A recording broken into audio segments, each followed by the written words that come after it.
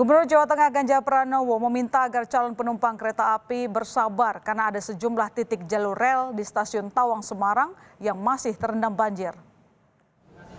Ganjar memantau kondisi stasiun Tawang pasca terendam banjir sejak Sabtu lalu. Hari ini, banjir sudah surut dan aktivitas di stasiun Tawang sudah berjalan normal. Meski demikian, ada keterlambatan antara beberapa jadwal kereta api karena masih ada genangan air di beberapa titik. Ini kamu lihat stasiun Tawang hari ini bersih sekali. Ada Pak Dirut KAI hari ini menyampaikan jadwal sudah mulai normal. Ada keterlambatan barang 10-15 menit beberapa kereta.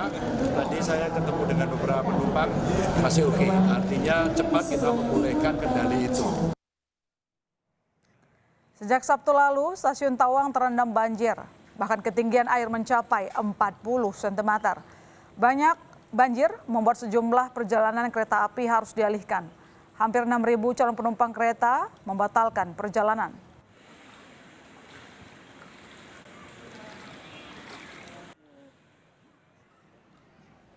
Meski banjir di stasiun Tawang telah surut, perjalanan kereta api di jalur selatan masih mengalami keterlambatan. Total ada 3 rangkaian kereta api yang terlambat datang di stasiun Kota Blitar.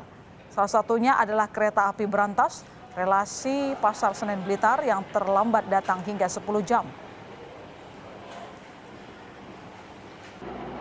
Hingga pukul 10.00 ada beberapa perjalanan KA yang mengalami kelambatan, yaitu KA Berantas Tambahan relasi Pasar Senen Blitar sudah masuk stasiun Blitar pukul 6.50 dan terlambat 267 menit. Kereta api Berantas reguler relasi Pasar Senen Blitar hingga saat ini terlambat kurang lebih sekitar 650 menit. Kereta api Gajayana Tambahan relasi Gambir Malang saat ini terlambat 150 menit.